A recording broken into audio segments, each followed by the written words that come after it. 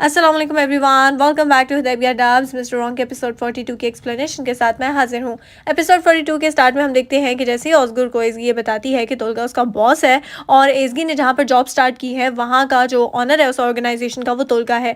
जैसे ही ऑस्गर को ये पता चलता है तो उसका तो दिमाग ही ख़राब हो जाता है, उसे बहुत गुस्सा आता है और वो तोल्गा को कहता है कि घटिया इंसान, तुम्हारी हिम्मत कैसे हुई जलील आदमी कि तुमने मेरी गर्लफ्रेंड को हायर किया है। तुम होते कौन हो मेरी गर्लफ्रेंड को एम्प्लॉय बनाने वाले? तुम्हारी औकात ही क्या है? ऑस्गर यहाँ पे तोल्गा को मारना पीटा शुरू कर देता है। तोल्गा कहता है कि ऑस्गर, मैं तो यहाँ पे तुम्हें बस ये कहने आया था कि मैं इस जगह का मालिक हूँ और ये जगह जहाँ पर तुमने लाइसेंस अप्रूव करवाया है और तुम अपनी न्यू ब्रांच ओपन करने वाले हो, इस जगह का ऑनर मैं हूँ, तो इसलिए मुझसे तमीज से रहो। ऑस्गर यहाँ पे तोल्गा का गला पकड़ लेता है और उसको कहता है मैं तुम्हें जान से मार दूंगा, तुम मेरा दिमाग क्यों खराब करते हो? तो उसके बाद तोल्गा कहता है ऑस्गर ऑस्गर मेरे भाई, मेरे प्यारे कजिन, बस करो ना, कितना गुस्सा करते हो तुम। उसके बाद तोल्गा अपनी पॉकेट में से एक लेटर निकालता है और ये एक ऑफिशियल लेटर है जिसके अंदर बेसिकली तोल्गा ने ये स्टेटमेंट दी हुई है कि एज़गी ने साइन किया था एक एम्प्लॉयमेंट लेटर, यानी कॉन्फिडेंशियलिटी लेटर था, और उसके बाद एज़गी को तोल्गा की ऑर्गेनाइजेशन की तरफ से लैपटॉप पर पासवर्ड मिला था। एज़गी को यहाँ पर फंसाया जा रहा है। तोल्गा कहता है कि अगर तुमने मेरी बात नहीं सुनी ऑस्गर, जो मैं तुमसे चाहता हूँ, अगर तुमने मेरी बात ना मानी तो मैं एज़गी को बदनाम कर दूंगा। मेरे एक क्लिक से मैं हमारी कंपनी का कॉन्फिडेंशियल डेटा रिलीज करवा दूंगा और उसके बाद वो सारा इल्ज़ाम जाएगा एज़गी के ऊपर और उसके बाद एज़गी न्यूज़पेपर्स में होगी और जेल में होगी।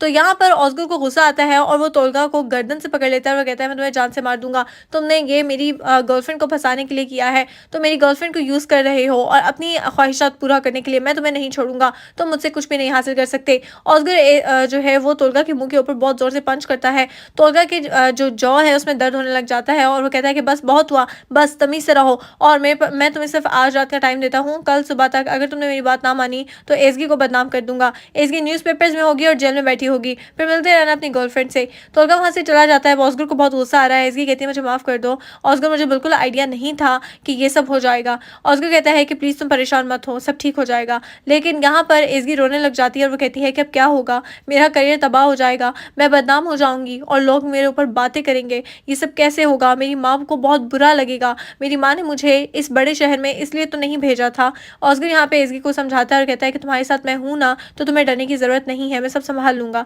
दूसरी तरफ हम देखते हैं कि यहाँ पे सेवन साहिबा आई हैं नेविन के पास और साथ में फितनत भी आई हैं। फितनत यहाँ पे कटलेट्स खा रही हैं और कबाब खा रही हैं और बहुत तारीफ़ें कर रही हैं कि आपका खाना तो बहुत मज़े का है। यहाँ पर सेवन बहुत गुस्से से देख रही है अपनी बहन को, नंद को, और वो उन्हें कहती हैं कि बस बहुत हुआ। उसके बाद यहाँ पे हम देखते हैं कि सेवन कहती हैं कि मैं तो यहाँ पर आपसे बातचीत करने आई हूँ क्योंकि हो सकता है कि फ्यूचर में हम लोग समधी बन जाएं।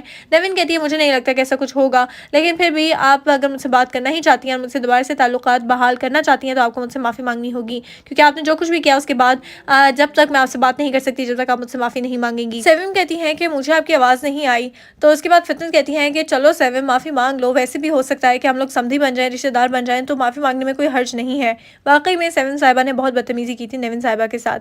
तो यहाँ पर वो बहुत ज़्यादा परेशान है लेकिन फाइनली माफ़ी मांगती हैं। दूसरी तरफ हम देखते हैं कि डेनिस और ओजान बैठे हुए हैं ला गाबिया में और यहाँ पर आती है एज़गी और ऑस्गर, उनका मुंह बना हुआ है। वो लोग कहते हैं कि क्या हुआ, तो एज़गी कहती है कि बहुत बुरा हुआ है, आज का दिन तो बहुत ही ज़्यादा बुरा है, समझ नहीं आ रही कि कैसे ख़त्म होगा। तो डेनिस कहती है कि बताओ मुझे क्या हुआ। एज़गी यहाँ पे सारी स्टोरी डेनिस को बताती है और कहती है कि लीगली मुझे फंसाया गया है और तोल्गा ने ये सब कुछ सिर्फ और सिर्फ मुझे फंसाने के लिए किया। मुझे जॉब ऑफर की, जैसे ही मैं यहाँ से बरसा गई थी उसे नेक्स्ट डे ही उसने मुझे कॉल करके जॉब ऑफर की थी, लेकिन मुझे नहीं पता था कि वो ऑस्गर का कज़न है और उसने ये सब कुछ सिर्फ और सिर्फ मुझे लीगली फंसाने के लिए और जेल भिजवाने के लिए किया। गिज़म यहाँ पे खड़े होकर सारी स्टोरी सुन रही है।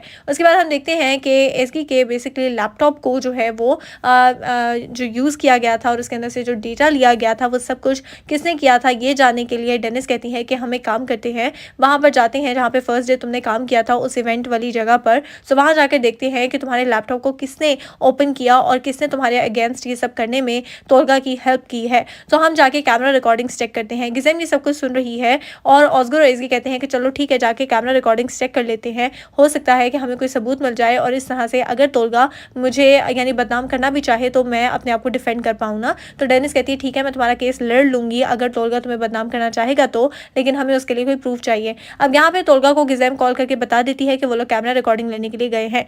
यहाँ पे इरम और सरदार ऑलरेडी बैठे हुए थे और इरम कहती है कि ये सब तो मैंने किया था, कैमरा रिकॉर्डिंग्स तो मैंने डिलीट भी नहीं की, सरदार ये तुम्हें करवाना चाहिए था, ये तुम्हारा काम था। सरदार और इरम यहाँ पे लड़ना शुरू हो जाते हैं। इरम इरम कहती है अब अगर उन्हें मेरे अगेंस्ट सबूत मिल गया तो मेरा क्या होगा, मैं तो तबाह हो जाऊंगी ना। सरदार से यहाँ पे लड़ना शुरू कर देती है इरम और सरदार फिर वहाँ से चला जाता है गुस्से में। और तोलगा यहाँ पे इरम को देख रहा है और अब वो इरम को यूज़ करेगा। तोलगा कॉल करके ऑलरेडी रेस्टोरेंट में बता देता है कि यहाँ पर अगर रिकॉर्डिंग लेने के लिए कोई आए तो आप उन्हें रिकॉर्डिंग मत देना। तो तोलगा ने पहले से ये सब कुछ बता दिया था। अब यहाँ पर हम देखते हैं कि ऑस्गर, एसगी, डेनिस और अजलान जब आते हैं तो यहाँ पर वो लोग मैनेजर को रिक्वेस्ट करते हैं। मैनेजर कहते हैं कि सॉरी लेकिन हम आपको इस तरह से अपनी रिकॉर्डिंग्स नहीं दे सकते।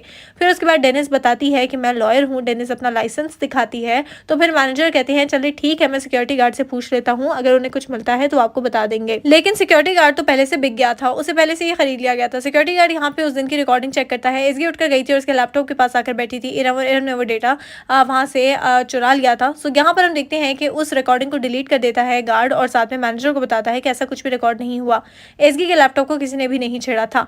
उसके बाद मैनेजर ये सब कुछ एसगी को बताता है। डेनिस यहाँ पे बहस कर रही थी मैनेजर से, लेकिन औजारों से कहता है कि डेनिस यहाँ से चलो, हम यहाँ पे अभी मजीद किसी से बहस नहीं कर सकते।